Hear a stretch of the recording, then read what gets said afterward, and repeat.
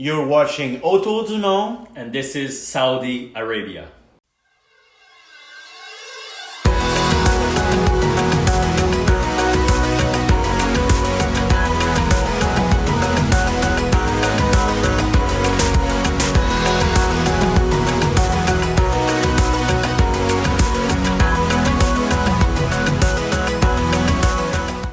If Saudi Arabia is on your travel list, stick around.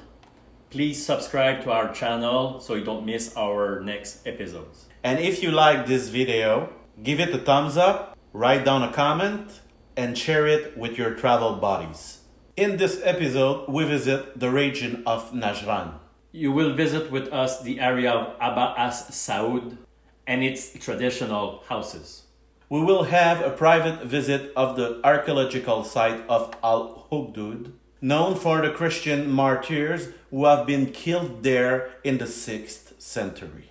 And finally, we will meet camel farmers with whom we will drink fresh camel milk. We leave Aba toward Najran, the capital of the province of the same name and located a few kilometers from Yemen. The Canadian government even advised its citizens to avoid this part of the country. Before arriving there, we made a short stop in Daran al-Janoub, known as having several houses built of mud bricks. Okay, Vincent, explique-moi. On a des ruines, encore une fois. C'est des maisons dans lesquelles on vit là.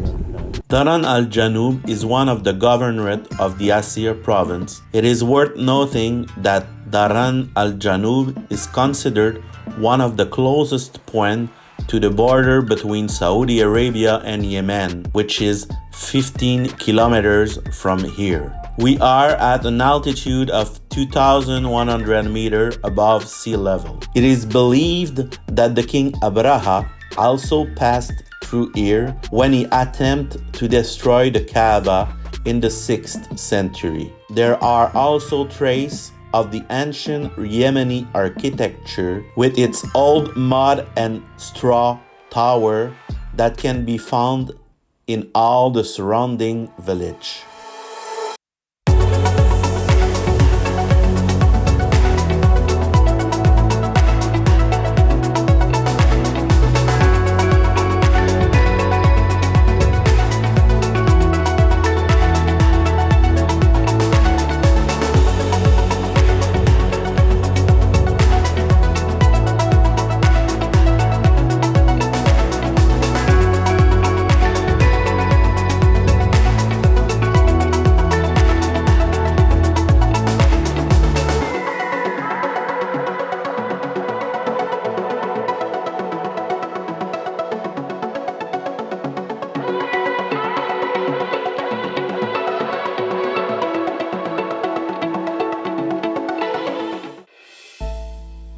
Najran is one of the fastest growing cities in Saudi Arabia. Its population has grown from about 50,000 in 1975 to approximately 500,000 today.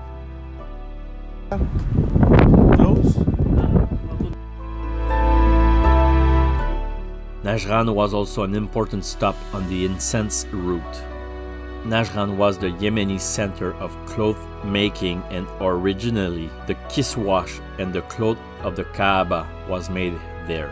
There has long been a Jewish community in this city, famous for the clothing it made. This community lived here until 1950.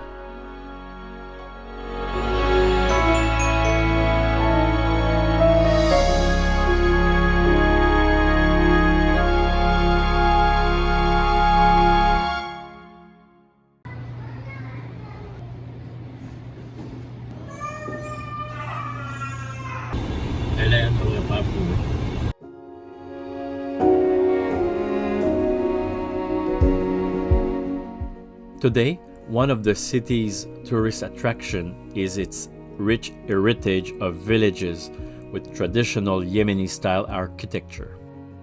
Alors Vincent, où sommes-nous?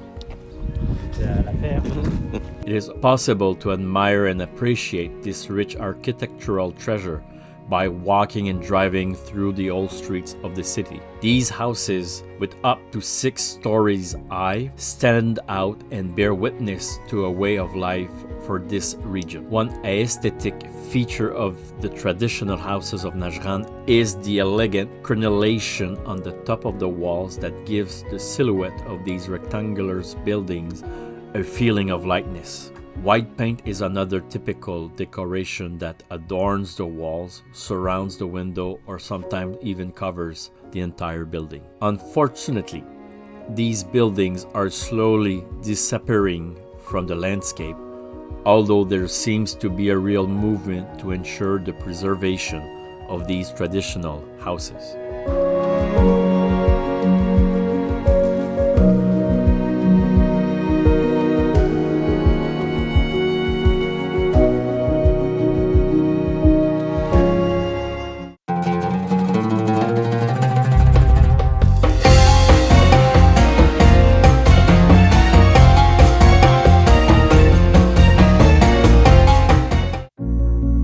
The history of the city of Najran, Nagran in Aramaic, is multiple thousand years old. It is believed that it is from here that the caravans of the incense route started. How long will you stay in Najran? Like 2 days. Kinda. Kinda. Yeah, exactly. I'm speaking English with them. Next video. Kalam Arabi shway. Strabo indicated that the Roman will have taken the city from the Nagranite under the leadership of the prefect of Egypt, Aelius Gallus, around 25 BC. The site we are visiting could be the remains of the city that Claude Ptolemy already called Nagara Metropolis in the 2nd century AD. Pliny the Elder and Ammianus Marcellinus also refer to it as an important city in Arabia. Bonjour, on est en direct de Najran, l'endroit où il y a eu un massacre il y a 2500 ans de chrétiens. Ça, on devrait peut-être voir leur tombe, selon ce que notre guide nous a dit. À suivre. But if Najran and this site are well known, it is for a much more sordid history. The site we were visiting today, Al-Hugdud, owes its name to Surah 85 of the Quran, which is said to recount the tragic end of the Christian inhabitants of the city. The story is known in the Christian world as the Martyrs of Najran. As you can see, the site is rich in artifacts and remains of ancient drawing and stone carving, such as a human hand, a horse, a camel, and carved snakes. Around 523, according to the Chronicle of Michael the Syrian, when Dunawas, a Jew, was king of present-day Yemen, 2,000 Christians were murdered here for refusing to convert to Judaism. According to the site guide, human bones are even still found in the mounds of the site. The number of dead is unknown. Some speak of the 346 martyrs of Najran, including Saint Aretas, who would have been beheaded.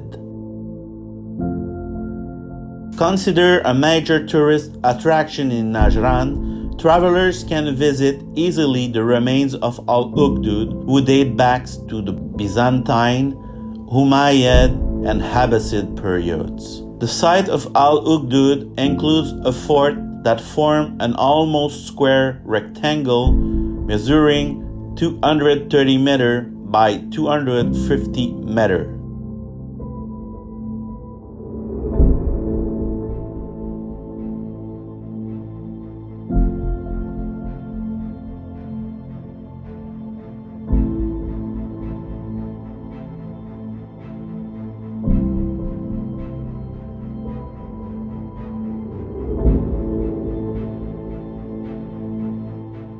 The Saudi Commission for Tourism and National Heritage has also carried out a great deal of archaeological work in this area.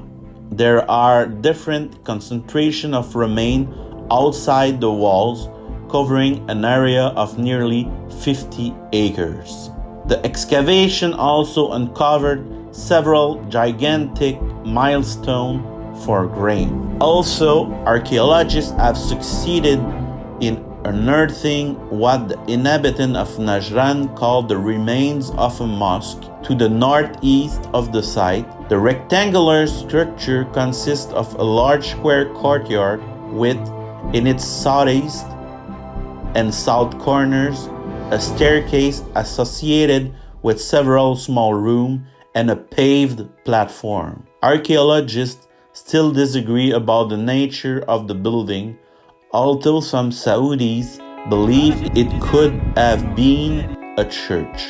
In fact, there was an important church and a Christian community here until the 13th century. After the visit of Al-Ukhdud, we continue our visit of Najran and we stop at a camel farm.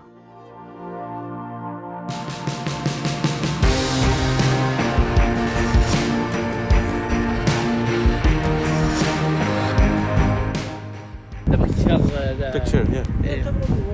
قال راح الأخدود وراح لبس. سوي. The owner showed us the site as we got to encounter the herd, including baby camels born just a few days before. وأنت كلام عربي شوي شوي.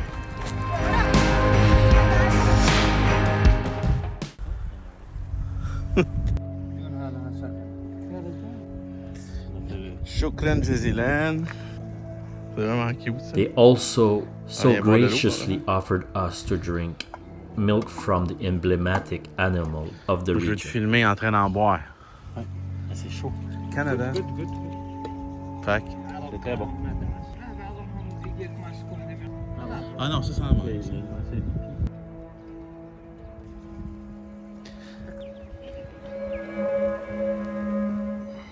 Alors, je bois du lait de dromadaire. On utilise souvent le mot chameau, mais je pense que le bon mot est dromadaire.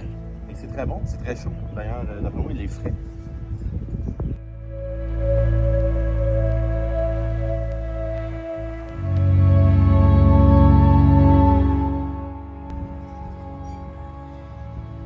Et Vincent, ça goûte quoi? C'est bon? Puis Vincent, t'aimes-tu ça ton expérience?